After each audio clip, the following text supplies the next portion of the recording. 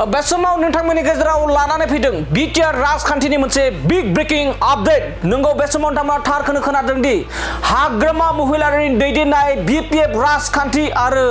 नब'क सर'नियानि दैदेननाय GSP राजखान्थि दोलोआ फैगौ 7 मे खालारनि गेजेरावनो बिपिएफ आरो जिएसपि जथाय जानो थांगासिनो दं जेराव बे समाव मख'नांगोन दि आरो मख'आबा बे समाव आद्रा जागोन जोंनि बे खौराङा मानो होनना बुंबा जिएसपि नि गाहाय नब'क सर'निया बिथाङा मोनसे समाव बर' सोदोबखौ लानानै गिदिर राजखान्थि गेलेदोंमोन आरो 10 बोसोर बिथाङा गादियाव जिरायदोंमोन बे बर' सोदोबखौ लानानै आरो बे बर' सोदोब आरो आफादखौ लानानैनो बिटिआर एबा बिटिएडि जेब्ला हाग्रामा महिलारि बिथाङा बिटिसिनि सीएम थामहिनबा गाहाय मावफुं सोद्रोमामोन हाग्रामा महिलारि बिथाङा बै समाव जिएसपि नि गाहाय नब'क सर'निया बिथाङा बर' सोदोबखौ लानानै गोबां मानि राजखान्थि गेलेदोंमोन गोबां मानि जोंनि गेजेराव गोबां मानि दान्थे बिदान्थे गोबां मानि दाङाबाजि लाबोदोंमोन बै जिएसपि नि गाहाय नब'क सर'निया आरो हाग्रामा महिलारि बिथांमोननि गेजेराव जथायै फैबाय थानाय जा बिटिसि काउन्सिल बिसायख'थि बे बिटिसि काउन्सिल बिसायख'थियाव जथाय गेलेनो थाखाय एबा जथाय जानो थाखाय बे समाव फैगौ 7 मे खालाराव फैगासिनो दं होननानै बिथाङा गावनि ससियेल साइटनि गेजेरजों रोखा फोरमायदों बे समाव फिन फोरमायबावदि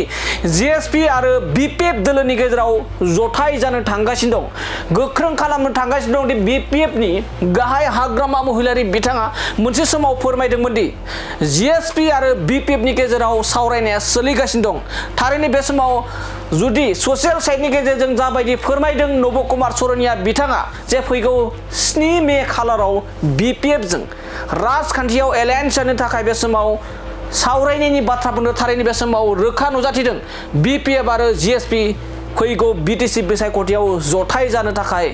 साखाफारा दानिया फैदो बिदिब्ला गावनि लाइभ एक्सक्लुसिभनि गेजेरजों जिएसपि नि गाहाय मोनसे समनि बर'नि गाहाय बिथां नब'क सर'निया बिथाङा बिपिएफ राजखान्थि दोलोजों 7 मे खालाराव माबायदि सावरायगोन बिथांनिफ्राय जों आबुङै खोनासंना लादोनि जिएसपि परियालসকললৈ गुड मर्निং 7 তাৰিখৰ পিছত বিপিএফৰ সৈতে ইলেকশ্যন সম্পৰ্কীয় এলানি আলোচনা হ'ব তাত আমাৰ জিএসপিৰ পৰা 3জন প্ৰতিনিধি থাকিব ইতিমধ্যে এজেণ্ডা সেট কৰা হৈছে যদিহে আকৌ কিবা আপোনালোকৰ আছে তেতিয়াহ'লে অতি সোনকালে পঠাই দিয়াৰ কাৰণে মই অনুৰোধ জনাইছোঁ ধন্যবাদ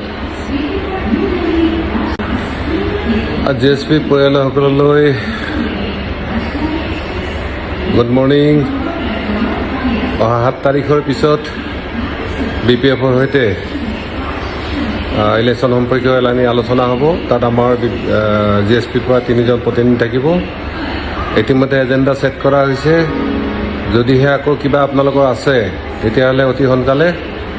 পঠাই দিয়াৰ কাৰণে মই অনুৰোধ জনাইছোঁ ধন্যবাদ